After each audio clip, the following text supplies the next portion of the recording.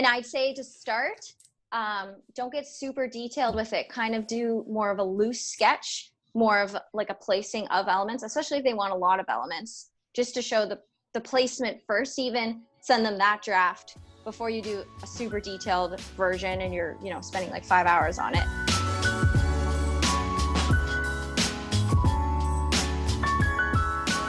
Hey, I'm Becca with the Happy Ever Crafter, and in this week's video, we're doing something a little bit different. So normally I'm interviewing another artist like face-to-face on this video chat, but this week I actually got the opportunity to go on site with Natasha and watch her do her whole process of lettering on a window.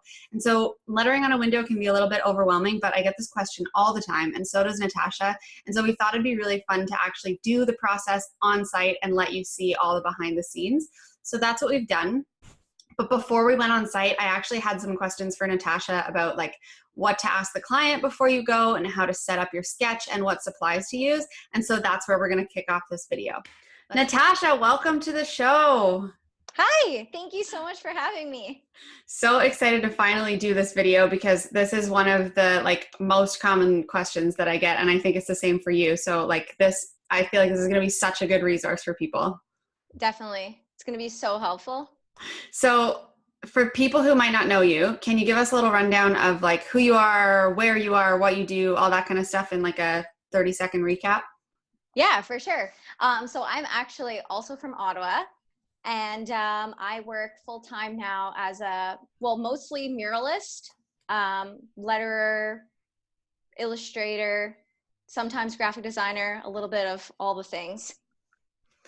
And how long have you been doing that for?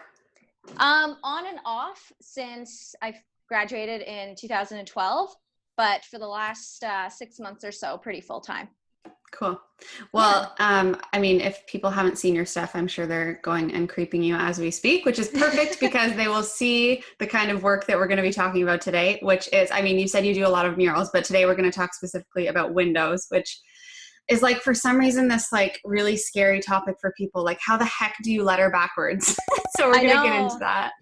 Yeah. I think I knew who you were because we did windows across the street from each other. Like mine was on one side and yours was on the other.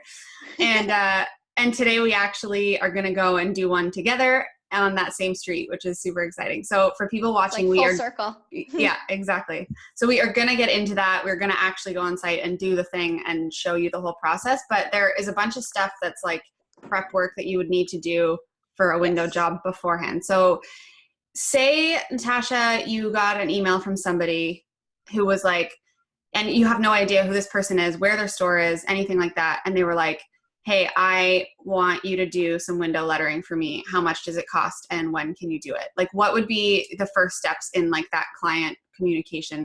Yeah. So I'd say that most emails just start off with someone saying, how much?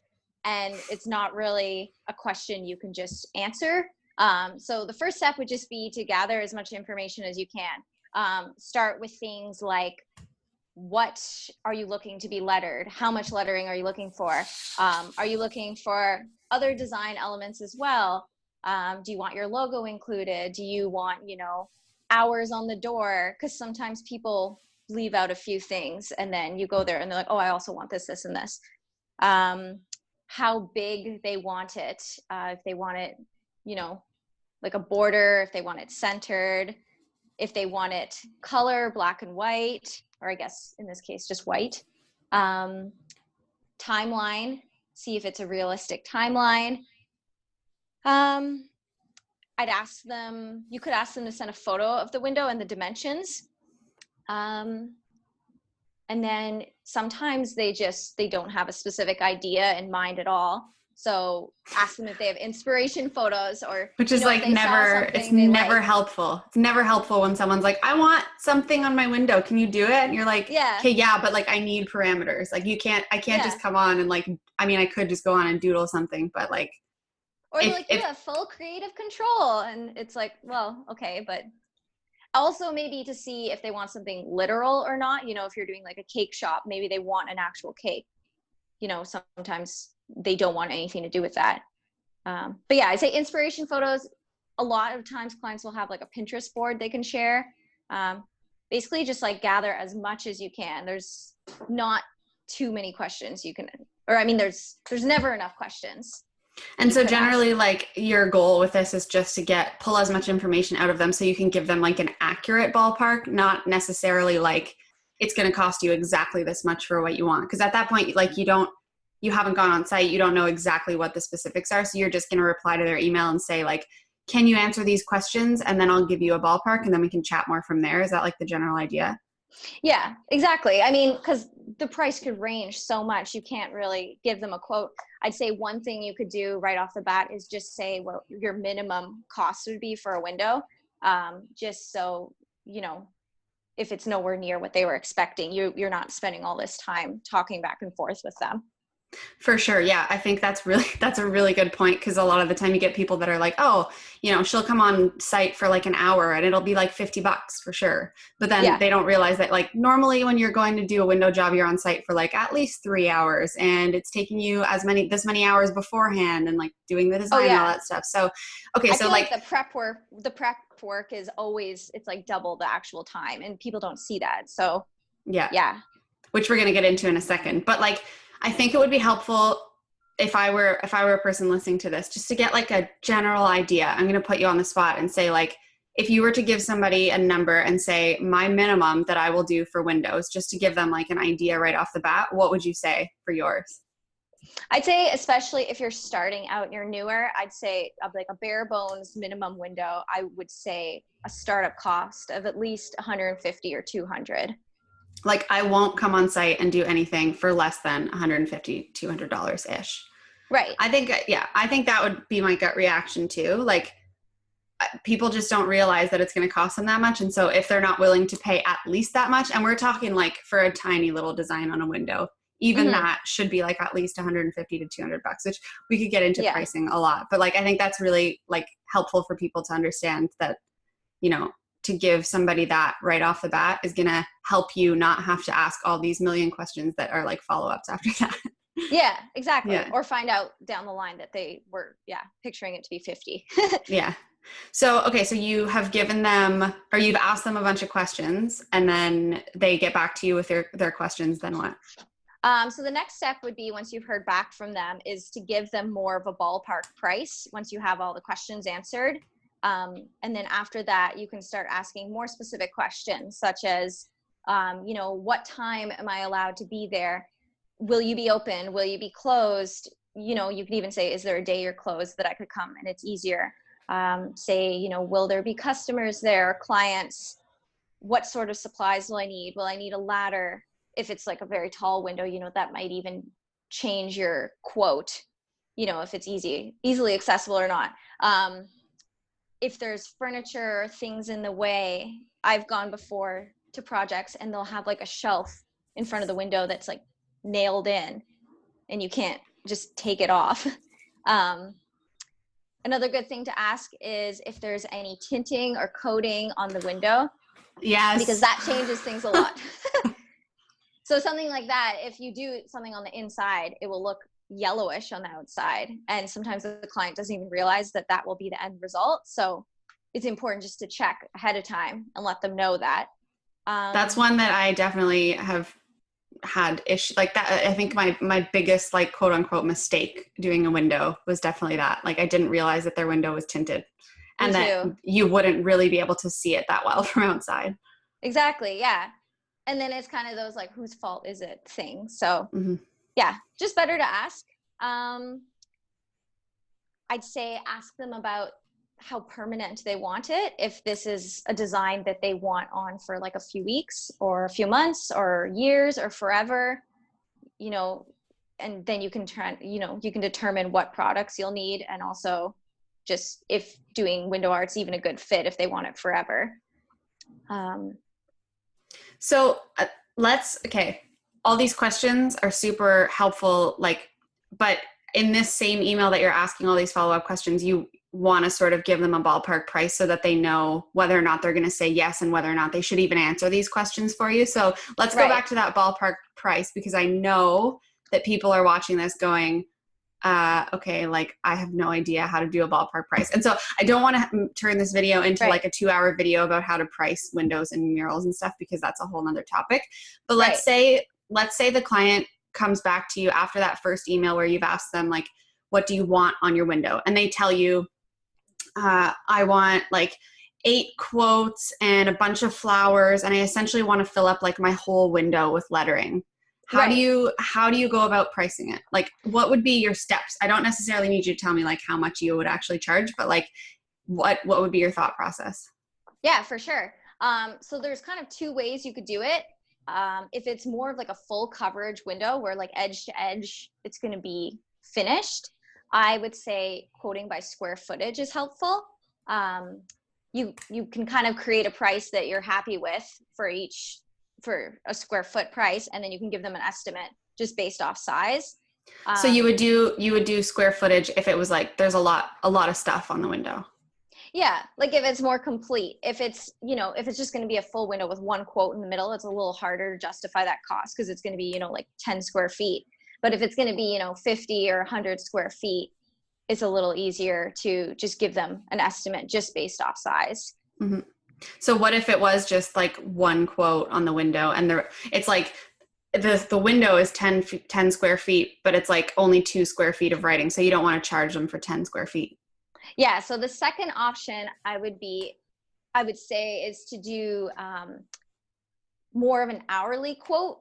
Don't necessarily tell them what you charge an hour, because then you run into problems of like, could you work faster? Just have an head estimate. Okay, that is going to take you 1 hour to do. What are you comfortable with making for that? Whether that's, 150 or 200 or 500 or whatever, and then just give them that quote. And so in that, like along those same lines, I think it would turn into a whole other video for you to talk about like how to figure out your hourly rate. So shameless plug, if you don't know how to price, then you can go to panicfreepricing.com and read all about that and take my course. But which is super helpful.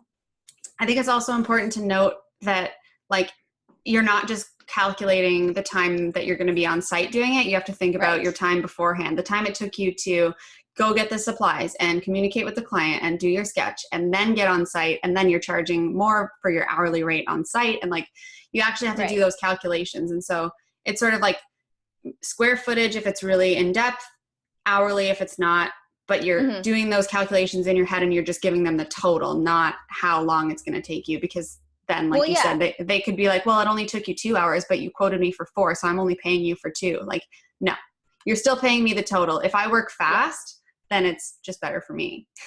Exactly. And usually your prep is, especially if you have to do like research and finding like, inspiration and stuff like that too. Sometimes your prep is like triple the time. Yeah. And that all goes into. Yeah. So square footage or hourly, you come up with a ballpark, you tell the client like, here's roughly what I think it will cost for how much you have, but this is also still going to depend on the rest of these questions. And you ask them a million more questions, right? Yeah. And try to leave the range like somewhat broad. You don't want to be like, it's going to be like 350, say, 350 to 450 or whatever you're comfortable with. You don't want to be like, it's going to be a ballpark of roughly $452. That's not a ballpark. And then it ends up being like 800, like you never know. Yeah. And it's always better to, I find, like to estimate slightly higher even than you think, because then if it's the other way around, it ends up being more, then it's like, well, you said this, Well, it's always better to go down. Especially if you're doing it like that, if you're trying to ballpark your hourly, I think beginners often make the mistake of thinking it's only going to take them like 2 hours, and really it will take you a lot longer than you thought it would. So I think that's definitely a good call. Okay. So let's move on from the pricing thing, because we could dwell on that all day. So you've given them a ballpark so they know whether or not they can even afford to continue the conversation with you. And you've asked them a million more questions, and then you just like wait till they get back to you. Yes. Yeah.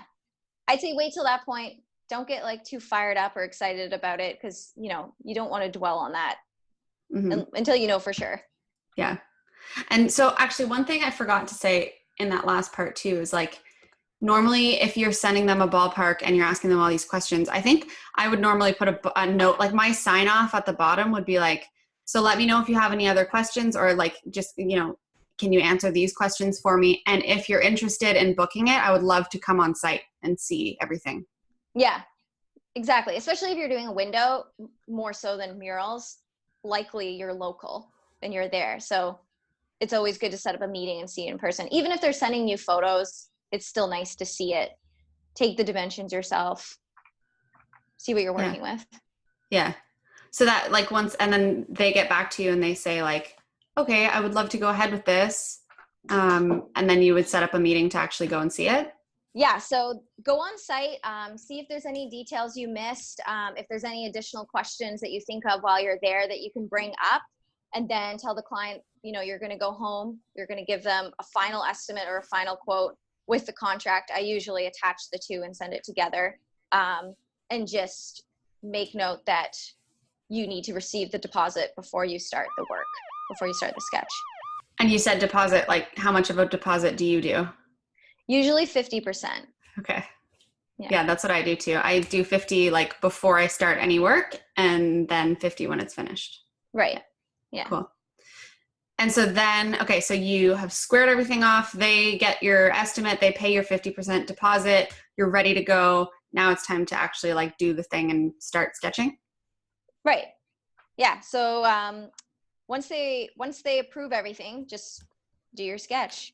And I'd say to start, don't get super detailed with it. Kind of do more of a loose sketch, more of like a placing of elements, especially if they want a lot of elements, just to show the placement first. Even send them that draft before you do a super detailed version and you're, you know, spending like 5 hours on it, because they might not even like that. So I'd say maybe send the placement, get their feedback, and then do the detailed version. And so like technically speaking, you would do this on paper with a pencil, or like I know that personally, since like the iPad has been invented, my life is much better. So do you do yours on an iPad, or do you do it on mostly with paper and pencil? I pretty much only use my iPad now. I just find it easier for making edits and quick changes. And now that you can use text in it as well, if it's like a bunch of lettering on the window, it's a lot easier. But so, that's like personal preference. Yeah. So you could use your iPad if you want it to be really quick. And like pro tip, even I've seen, and I've done before, like take a picture of the window when you're on site and then do the sketch on the window so the client will know exactly what it's going to look like. But if you're like, if you're old school or if you don't have an iPad, it's totally fine to also do it with paper and pencil and just like grid it out and do like a rough sketch and send it to them. I find, the mock-up thing like that you just mentioned, people love, like they love seeing it and going, okay, that's exactly what it's going to look like.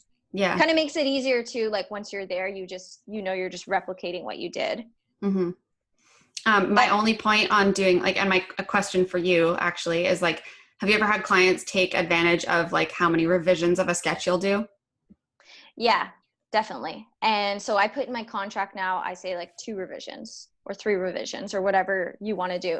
And I kind of outline even what that is. Like a revision, consists of a detailed change, not like an entire redo of a sketch. And you could even say something like, further revisions beyond this point, a charge of whatever an hour. Yeah. Yeah. Just I think make it as clear as you can. That's a super important line to have in any contract, in my opinion.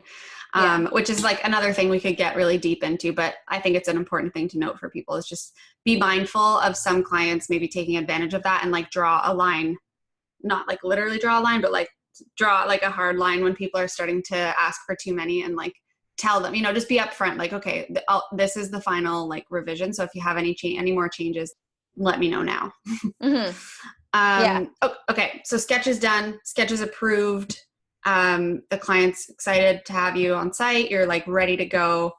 Now you have to figure out how to make your sketch into like an extra large version to go on a window. So I know that this is a part that overwhelms people. Like they can do a sketch all day on a little tiny 8.5 by 11 piece of paper, but when they go to put it on a window, they have no idea how to do that transfer process. So let's talk about that. Okay, so that's the question that I probably get asked the most is how to actually take your sketch and get it on the outside of the window. And there's 3 ways to do that. One of the first ways I'd say, especially if the design is not too big, is just to print it directly onto a piece of paper and use that.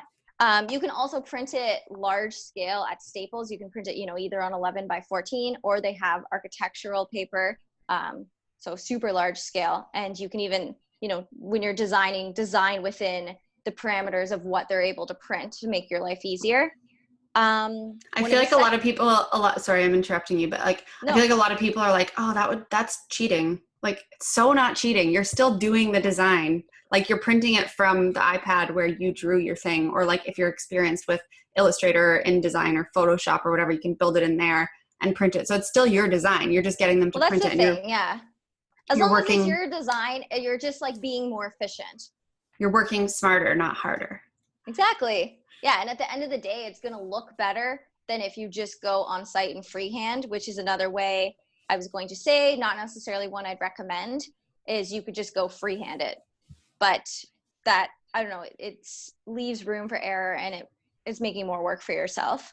I think that's like the default for most beginners. They'd be like, okay, so I drew this little sketch, and I'm going to bring this little sketch with me, and I'm just going to try my best to like put up some guidelines and tape some guidelines and try and make it work, which is like 100% what I did at the start. But it's also like you sort of risk looking like an idiot in front of your client if you like screw it up and have to erase the whole thing, and it takes you like 6 hours longer than you thought it would. Yeah, especially if they're standing there and you're like erasing it for the third time. It just... Yeah, and even if up front you're not doing that prep work, so it seems faster, you're going to spend double the amount of time on site trying to perfect it. Yeah. It's always better to do the prep at the start, in my opinion. Which brings me to the third way, and in my opinion, the best way, this is what I do, is I use tracing paper to do the sketch ahead of time, like on a large scale format. Do you have a roll of that tracing paper near you? Because I think it's like a pro tip to know that you can get tracing paper that big. Like, look how big that roll is. Yeah, this is like, I don't even know, 3 feet or so. And you can just buy this at the art store.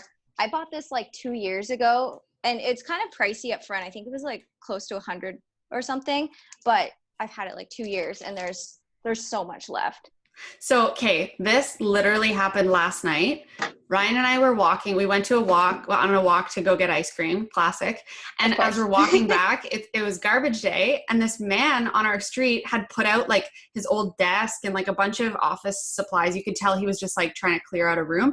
And there was a roll of not even tracing paper, but vellum, which is like really expensive. It's like gold paper standards. And it was gridded vellum. It had grid lines on it, and it was huge. And I was like, oh my God. I looked at Ryan. I'm like, is this free? Is this garbage? He's like, Beck, you are not garbage picking right now. I'm like, Ryan, that's like a $200 roll of paper, and I'm taking that home. Like, that's a treasure. That's a treasure. It literally had like, it had spider webs in it, like spider webs inside the roll. And Ryan was like, Beck, I'm not letting you bring that in the house. And I was like, I am 100% bringing this in the house, or you cannot stop me right now. I carried it all the way home. God. Yeah. Great find, especially with the grid. That's what I was going to say is I will draw a grid on the tracing paper to make it easier. If you can find tracing paper with the grid, like you're golden. Game over. It's expensive, but if you can find it in someone's garbage, it's perfect. Yeah, that's ideal. Okay, so you can print it off, you can freehand it, which we don't recommend, or you can do it on tracing paper. Yeah, and we're actually going to show you how to do that. Okay, so I'll let you flip your camera over, and I'll take my face off here, and you can give us your example. Yeah, absolutely. Okay, so what I'm going to show you now is my process of how I prepare my transfer on a large scale piece of tracing paper for the windows. There's a few different ways to do this. I'm going to show you my favorite way, and that is to do a grid to enlarge your drawing. So the way I do that is first I would start out getting all my supplies out on the floor. I like to do it on my kitchen floor because I don't know if you can see through here, but it's tile underneath, so it's kind of already a little bit of a grid and has lines for me to follow. So it's a nice way to start off. So what I do first is lie it down, have all my supplies ready, and I start with my design, which I have on I have on my iPad. Doesn't matter if you have it on an iPad, doesn't matter if you have it on paper, same thing, anything works. Just make sure you have your reference here. The first thing you want to do is grid out your actual artwork. So you can either do that, if you're using Procreate, you can use pen, you can draw lines, you can upload a grid, whatever. I'm going to show you another quick, easy way that I like to do that. And that's to download this app called Grid.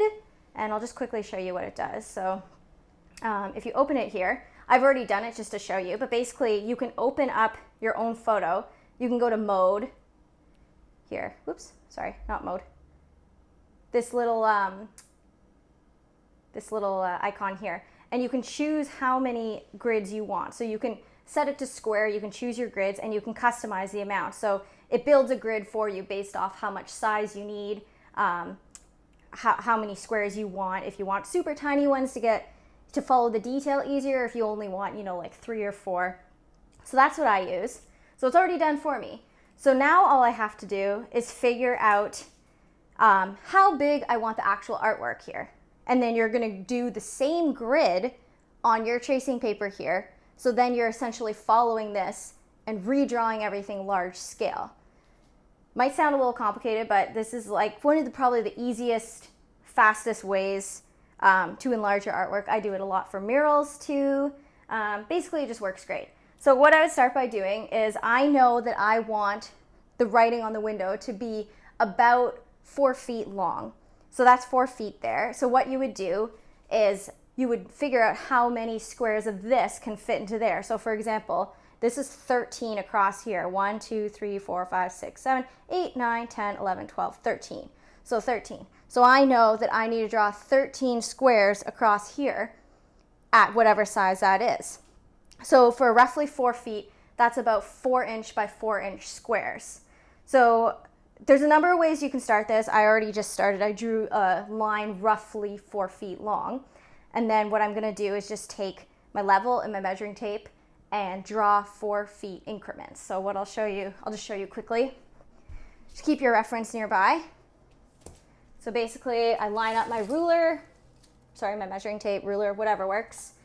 And every 4 inches, I'm going to put a little tick.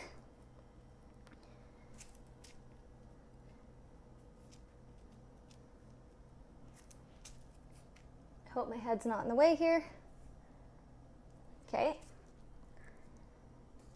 Oop. And I'm gonna do the same thing down here. So I don't know if you can see, but you can see my tile floor through, which is really convenient because I just line up my level to the tiles and I just draw a line like that.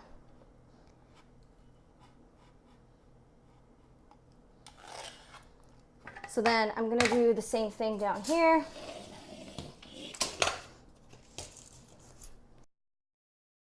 So now I'm just gonna take my level, your ruler, whatever you're doing, and just connect the lines here. And then you have your first column. So basically, I hope this makes sense, but you're just rebuilding that grid that you put over top of your artwork at a larger scale. There's a few different other ways you could do this if you don't want to spend time building a grid. If you find tracing paper with a grid already on it, that's probably like the best option. That's cutting out a lot of the work for you. If you don't want to do this, another thing you could do is take your design that you have on the computer, chop it up into 8.5 by 11 pieces, print out those pieces individually, lay them all down, and then put tracing paper over top of it and trace it out to size. Another way you could do it, which I have done, is project at the wall, put the tracing paper up on the wall. I mean, all of them aren't necessarily quick. They all kind of take a while. But like we were saying, it's better to do the prep work ahead of time than to just show up on site, in my opinion at least. It's always better to be prepared. Okay, so I have whatever way this is. Now I'm going to do it the opposite way. So you're just going to do the same thing. Make your 4-inch boxes. And I didn't check here how many I need to do. I know it's 13 across, about 4 down for that part, about 6 total. So I have 1, 2, 3, 4, 5, 6. So this is literally perfect. Worked out pretty well. And of course, if you need to do it even bigger, you could do multiple pieces of tracing paper and then tape them together afterwards. Now, obviously my level can't reach all the way across here to draw a straight line. So I'm just gonna go ahead and make a few marks on the inside. 4, 8, 12, 16, 20, 24. Then you're going to do the old connect the dots.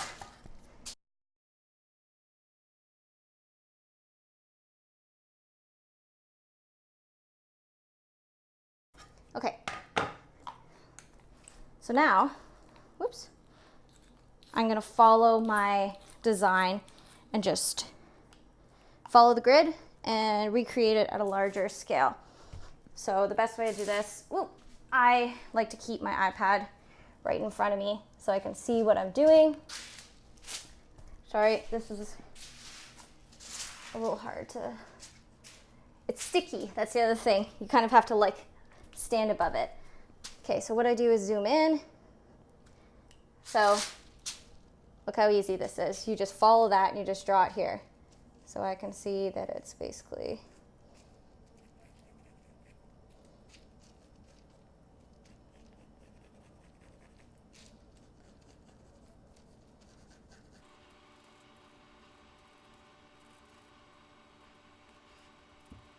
and obviously I'm just eyeballing this, so it's not completely perfect, but you're doing a handmade window. Like if someone wants this to be absolutely perfect, they should probably just get it printed as a decal.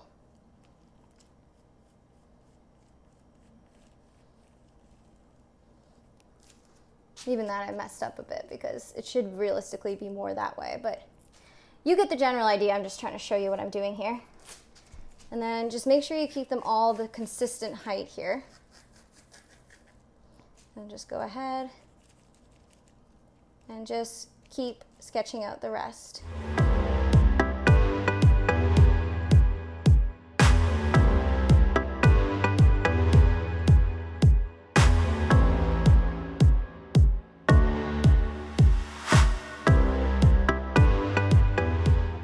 Because this is tracing paper and this is going to be on the outside of the window, you're going to be able to see this really well.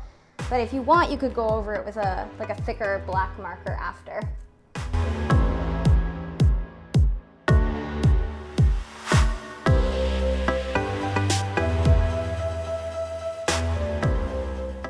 So you're just going to go ahead and finish that. So I'm just going to go down. I'm going to move down to the calligraphy on the next level. Do the same thing that you've been doing. So my B's there. There's a space below it. I hope you can see this. The E's here. So that's this square. So now I'm here. That's this square. This square is here. I mean, it seems obvious, but sometimes you start drawing in the wrong square and you're like, oh crap. And you gotta go back. The script is a little bit more forgiving, especially if you're used to this kind of thing, you know. You can kind of make it up.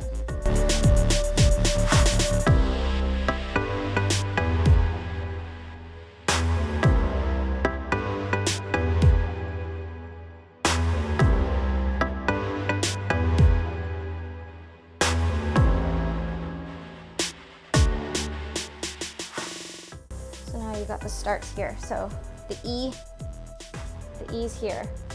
So that means on here, there's a space below, so we're actually writing in this square here. So this is where the T is gonna go. This is where the S is gonna go. I'm gonna go ahead and just draw a line in half here because I can see that it's only halfway down this square.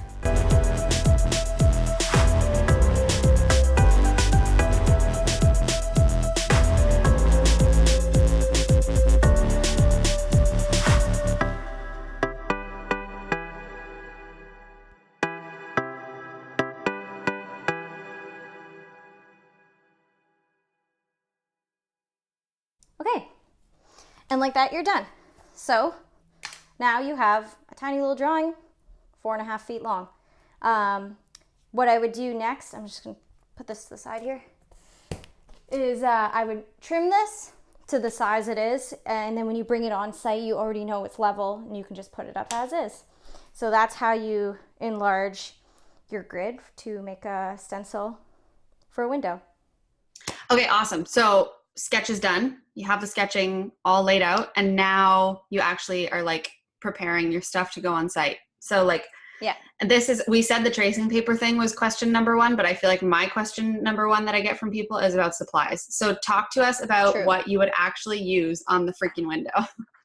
So yeah, that in terms of actual, like what material, like what kind of marker, it depends on how permanent they want it, like we talked about. But before that, even just a list of supplies that you'll need for the window. A few things you'll need is a level. You got to make sure your letters are straight. Tape. I always have like 10 different sizes of tape. I use painter's tape. Yeah. Okay. Yeah. I just find it's easier, you know, you definitely don't use like duct tape or anything like that, you know. And the other thing is like it leaves like stickiness, and these are just better. Tape measure for sure. Scissors if you're, unless you're freehanding, but if you're using the tracing paper to trim it. Microfiber cloths or paper towel. Windex, which we'll get into, but if you're cleaning the window from a previous design, you'll need magic erasers, not so much for windows, but doesn't hurt to have it. I usually have Q-tips. I don't know if you use those. Yes, Q-tips or makeup sponges, anything small like that for fixing small details, super helpful. Yeah. And then markers. Tell us about the markers. And then your markers. So your markers are your most important thing, obviously. And that's dependent on the design itself. So once you've talked to the client about how permanent they want the design, you'll have a better idea of what to use. So there's kind of 3 levels. And so I'll just tell you the levels of what you should use. So first, if they want something temporary and they want something, I use this especially if it's a client who's changing their design every month, or even if it's a design they're going to have up for a long time, but it's a window that won't be touched, you know, something that's behind some things. If there's any chance of anyone running into it or rubbing up against it or anything, I wouldn't recommend this. But that would be chalk marker, which I usually use these ones here. Bistro. The makeup thing. Yeah, and these are awesome. Like I love these. I try to use them when I can just because they're so easy to remove. But that being said, don't use it unless you're sure the window won't be touched. Even as you're doing it, they kind of smudge, like, you know, especially if you're left-handed and you're like going along, you're going to smudge it with your hand as you're doing it. Yeah, I find chalk markers are really like opaque and they're like a bright white, but I'm really bad at like resting my hand on the window, and I smudge it all the time. So I have a hard time with those. I only use them like if they really want it to be easily removable, or if like I'm in a mood to be really careful. Yeah. Oh yeah, exactly. I do the whole like the arm resting thing when I do it. Yeah, so that's the first option. Second option, if it's a little bit more permanent, but maybe not for a long time, is a water-based paint pen. So, like the Sharpie here. Can you see? Yeah. Yeah. Those I'd recommend for maybe like a semi-permanent option. They're best, I find, just, you know, if you want something that's somewhat easy to remove, you can remove them fairly easily with Windex and paper towel or microfiber cloth. And same thing as the chalk. They're super opaque, super bright, easy to work with. Overall, I'd say that's what I use most often. So you mentioned Sharpie, but I wanted to also mention one of my other favorite water-based ones is Posca. I have like a whole drawer of them right beside me, just like handy. Hey, look. Yeah. But I really like these ones. I find like the size of the tip on them is really nice. And they also come in like a million different really pretty shades and everything of different colors. So if someone wants me to do color, I usually recommend water-based, and I try and use Posca when I can. Okay. Awesome. Okay. I need to try those. And yeah, that's the other thing. The water-based they come with a few different tip sizes. So you have options. Like some people want really delicate, some people want thick. Same with so the next step is the oil-based paint pens. So for those, this is also a Sharpie one. That's just going to be a little bit more of a permanent option. So that's something that the client's planning to leave up for a long time. it's also a good option if they still need to clean the windows, because you can wipe over them when you're finished and they won't come off. That's my favorite part. So like I said, I'm really messy and I always get like so many smudges. And so when I can use oil-based, I'm so excited about it because I can like do the lettering and then just straight up go over it with a cloth after and not be worried about it coming off. Yeah. Yeah. So it's like the best pro, but also the worst con. They're pretty difficult to remove. And that's just something to keep in mind. And yeah, like well, not even just if you're going to change it, but like if you're working, if you're a person who's worried about making a lot of mistakes, it's really a pain to like be erasing things because you have to use acetone or like a straight blade and actually kind of peel it off. Right. Exactly. And the other thing to note that we talked about briefly before is if the client does have any form of like UV coating or tinting on the window or whatever, and you were trying to remove it and you're using acetone, that can peel the coating off. Yeah. And that can be an expensive mistake. Oh yeah, for sure. So just something to check. Yeah. Okay. And I think that's it for supplies.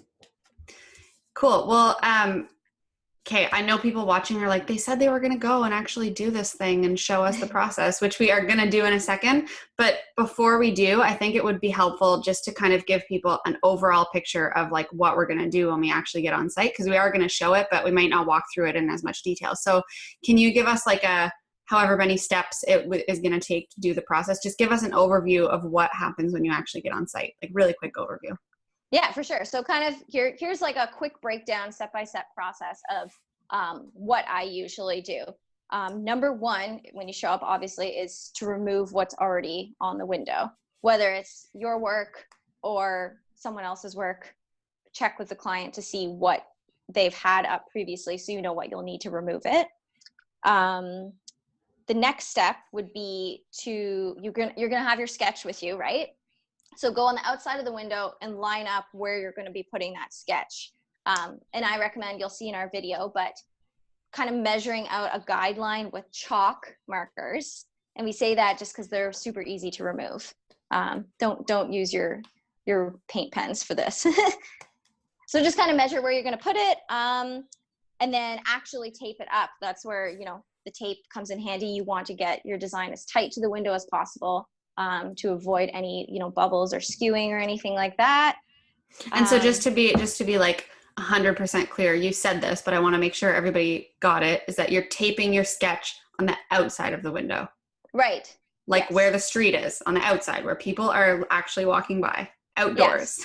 Yes. Okay. And obviously, I think this is obvious, but make sure you can read the words from the outside. Keep in mind, when you're in the inside, your words are going to be backwards.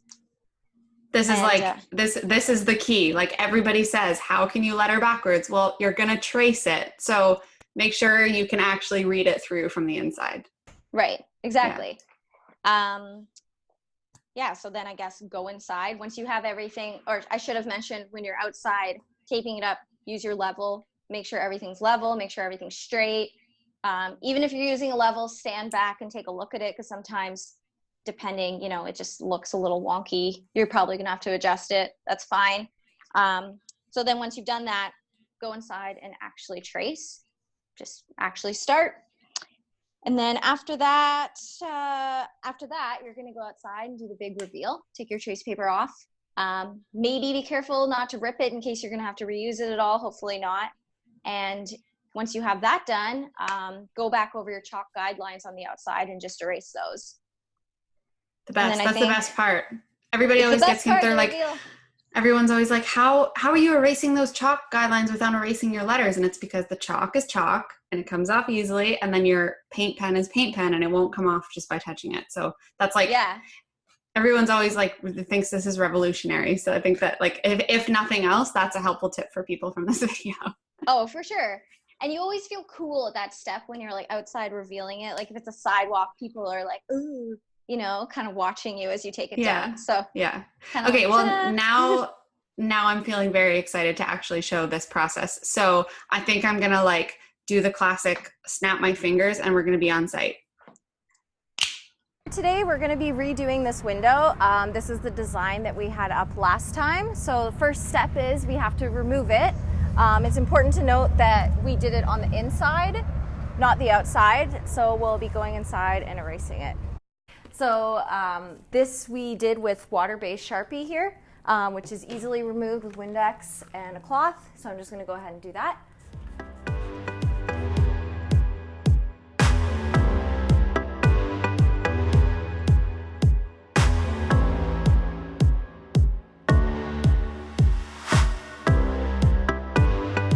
Like we talked about in the intro video, my sketch is already finished.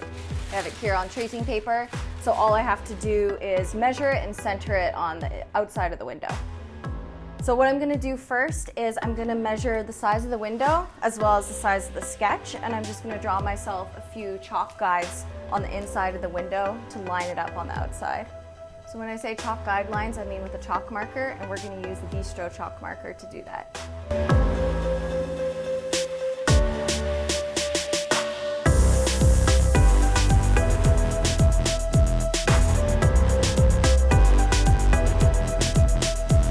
So I have this basic chalk outline up on the inside of the window, and now I'm gonna go on the outside with the tracing paper and line it up. So I'm gonna go ahead and line this up. Thankfully it's not a very windy day or a rainy day, or else this would be a lot more of a struggle. So I'm just using painter's tape. Actually, I'm gonna pull off a few pieces first, because once you have that tracing paper in your hand, it's really awkward.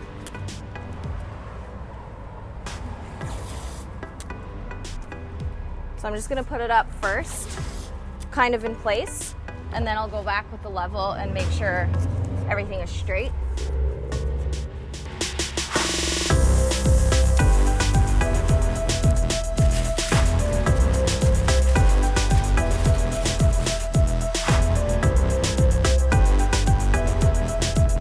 Okay, so that's mostly centered, and now I'm just gonna check with my level to make sure that it's actually straight. Which is pretty good, actually.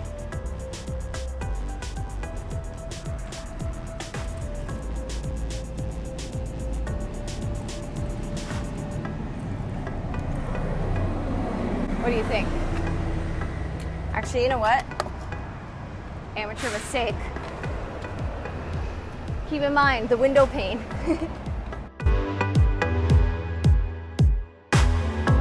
So I put it up, and then I realized I had to play with it a little, just so the lettering doesn't go over the center of the window here.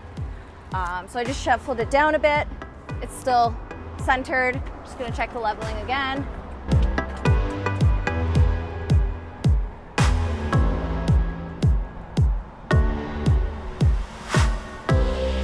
Maybe bring one side down a little.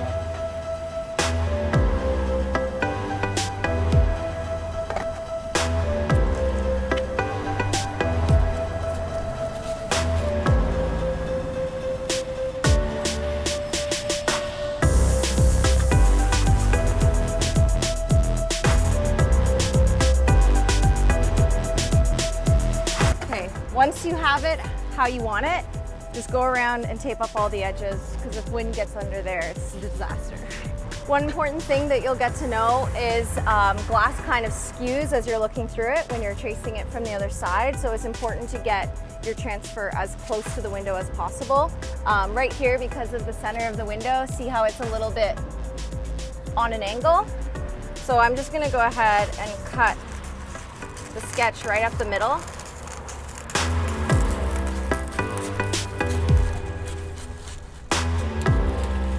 Just so I can tape it right down tight.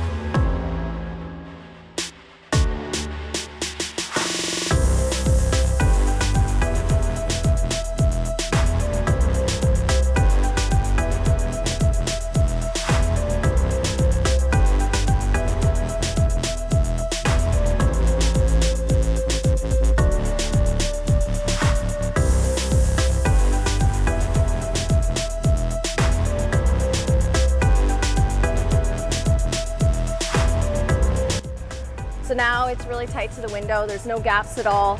Your design won't be skewed on the inside. And you're almost ready to go. So this is the process I like to use just because I find it's faster. If you don't have access to large pieces of tracing paper and you want to just come on site and freehand the lettering, you can go outside, you can freehand on the front of the glass with chalk marker, and then just come back inside and trace your design from the inside. And then the chalk marker is easily removable afterwards. So now all you have to do is start. You can grab your Sharpie water-based paint pen, which is what we're using, and just go for it. An important thing to note is with glass, there's a lot of skewing. So when you're tracing letters, make sure you're directly in front of it, not looking from the side, because everything won't line up. Another tip that I like to do is close one eye so you don't have double vision.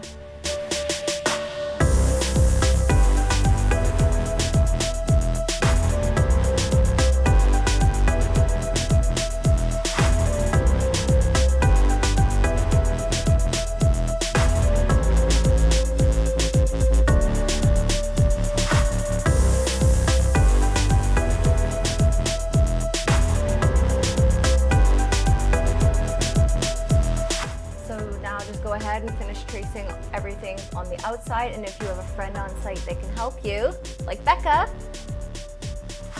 it makes things a lot easier.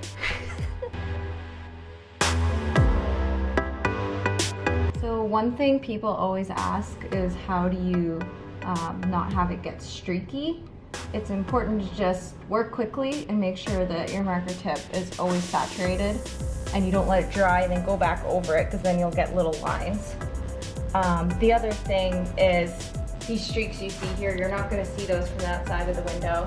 And also it's a handmade product, it's not going to be as perfect as a decal. It's meant to be a little imperfect.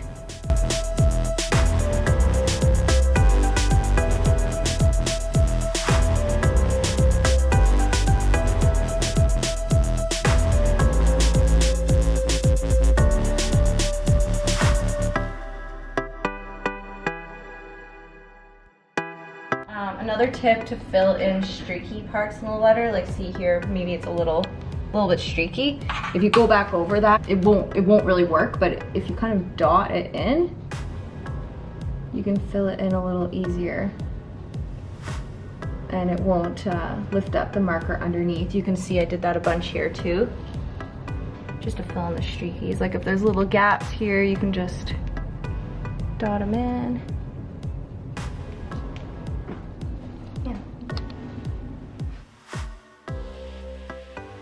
Okay, now for the best part. You get to take it off and have the big reveal.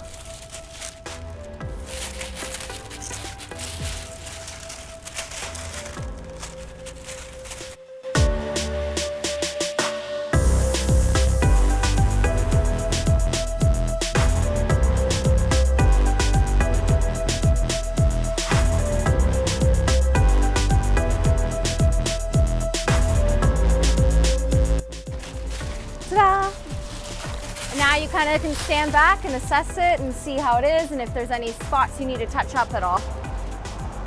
Okay, and last step that we're going to do is the client wants a border of flowers all around the outside. So we're just going to go ahead and measure and mark it the same way that we did before with the chalk marker so that we can erase it after.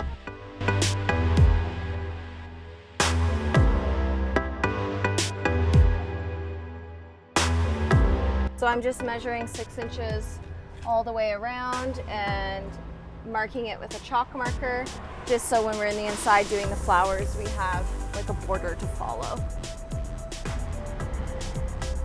And then we can erase it afterwards.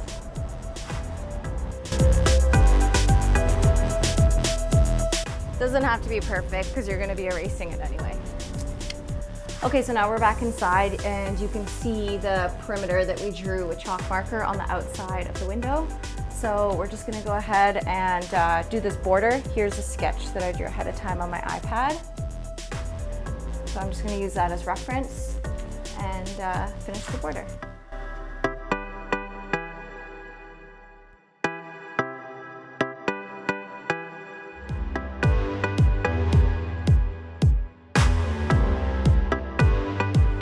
Okay, so now we're finished. The last thing you need to do is just go over everything, see if there's any smudges, just with a dry paper towel. Just be careful if you've used the water-based Sharpies like we did don't go over the actual lettering. It will come off if you wipe it or scratch it. If you've used the oil-based one though, you can use Windex, you can use water, and it'll be okay. So just clean it up where you can. You're all done.